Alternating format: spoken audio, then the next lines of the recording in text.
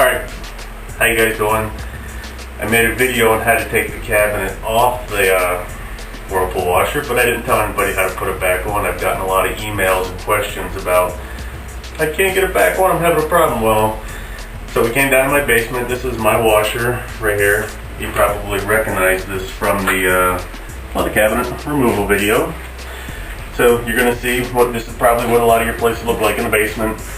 You get the dungeon with the washer down there. So I'm going to take this off, put it back on for you. I'm going to show you some things to look for to make it a lot easier for you to put it back on. Because I'm sure the sides are falling off, it's not snapping down, you can't snap the pins back in them. I already know the problems you're having, but I'm going to show you how to fix them. So here we go. Phillips head screwdriver, that's about all you need. 2 screws on the front. Just like before, you guys probably already went through this part of it. Yeah, my machine's dirty, I know.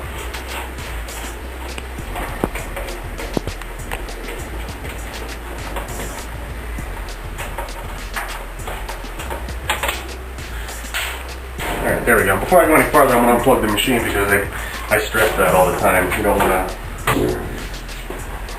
have a problem. Alright.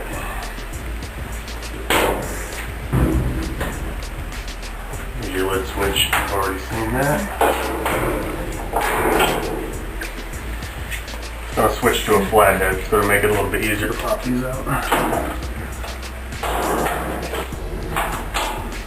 There's one.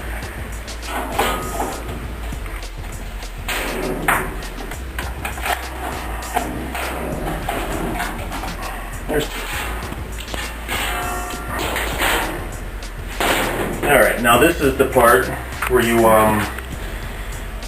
the whole cabinet comes off basically. You open up the lid, you're going to tilt it forward, put your knee on the front,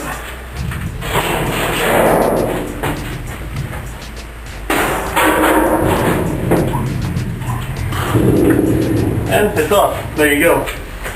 Alright, let me see this for a second. Now these are,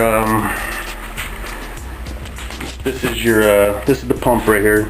Someone was asking how to take this off. Basically, you got 2 clips. Snap it off, snap the top clip off. This is going to pull directly off the motor. You got your 2 hoses. That's how you check for the obstructions in the pump.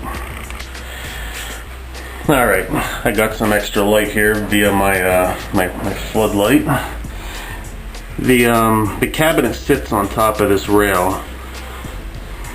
The front of the cabinet slides under this rail. This is the front of the machine as you look at it. So basically the front of the cabinet's going to sit under, and the sides are going to sit on top of this. And you got a little tab that sits up right here. You want to line that tab up, and in the back you have another tab that sticks up, and those are going to correspond with the on the side of the cabinet. And you'll see whenever we start getting it back in them. I have the assistance of my son. He's going to be the one holding the camera, so here we go. I'm going to try to make this as easy as I can for you guys. Alright, so here we are. Before we put this cabinet back on, line up your plastic rails in the back. They fill in the gap between the cabinet and the back panel. They hold it tight, I guess.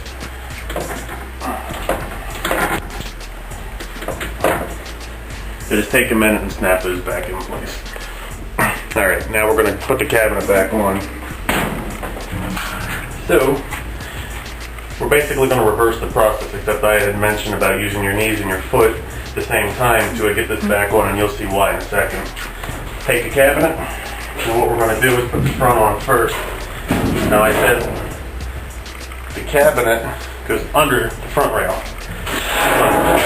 So tilting it back, using my knee, I'm going to slide it under. Now I'm going to try to show you what that looks like inside the machine. It's not going to be easy, but here we go. Let me see the camera. And here we go. Cabinet under, front rail. See, out from under, under. Now we're using our knee to hold it there. Or your foot, whichever makes it easier for you. Because you don't want the front to slide back out when you're tilting forward. So you're going to hold it there. Let it sit back. Now it's never going to go in the right place first time you set it down. It never does. So keeping the pressure on the front of the machine, you don't want it to slide out from under the front rail. You're going to come around to the side. Basically going to push in the side. So the side of the cabinet goes on top of the rail and over top of that pin that I was showing you stuck up earlier. So once you got that down, switch feet, come to the other side, lift up, push in on that rail.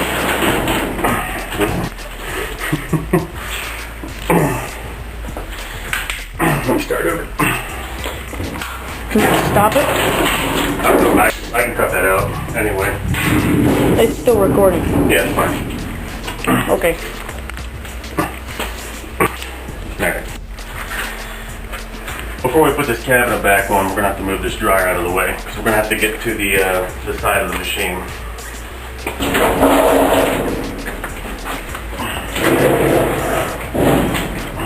Alright.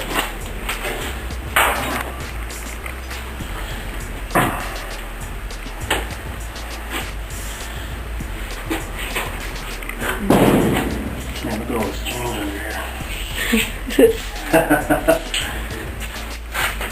Wow, that's dirty. I'd be giving myself crap if I was at my own house going on appliance repair. I'd be like, well, you need to get down here and clean this out once in a while. Alright, so we moved the dryer out of the way. My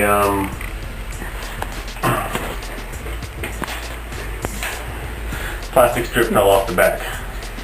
Now, these are my pain in the ass to get back on, so you're going to watch me fumble around. I don't feel bad because I knew you guys were going to fumble around putting them back on too. So, here we go.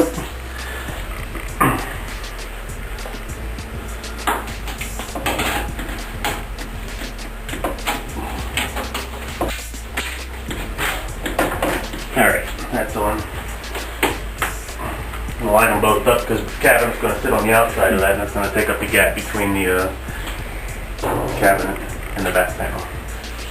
Alright, so here we go. I'm going to put the cabinet back on. This is what everybody's been waiting for.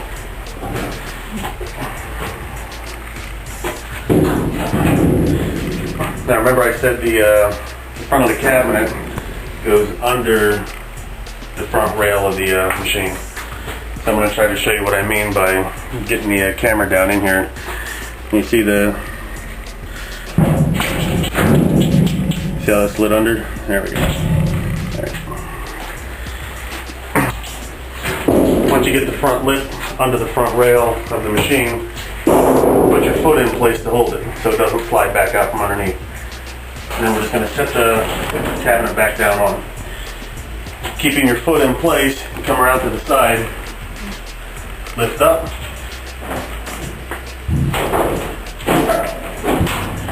and push the side of the cabinet down over top of that pin that was sticking up in the back that I showed you earlier. And kind of hold it in place, come to the other side, lift up, push over, set it back down. Now that you got the cabinet sitting on the rails and on the pins, the sides aren't going to flop out. And that's what basically that's probably where everyone's having a problem.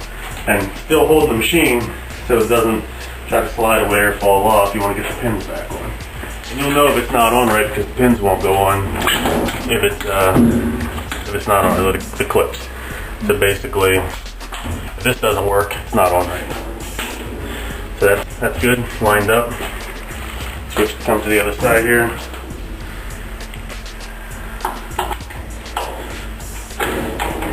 And back together. And I know a lot of you are going to forget to do this, so don't forget to plug in your lid switch or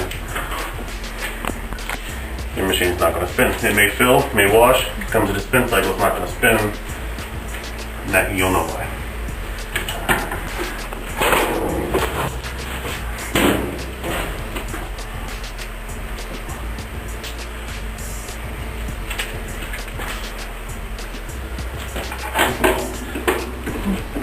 Put the 2 front screws back on and we're in good shape.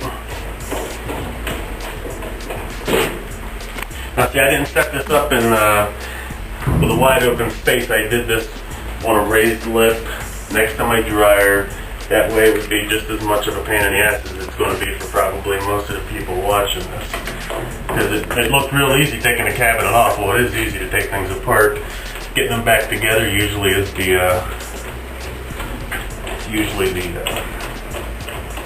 tough part. But it's not that tough. Couple pointers, and you should be in good shape.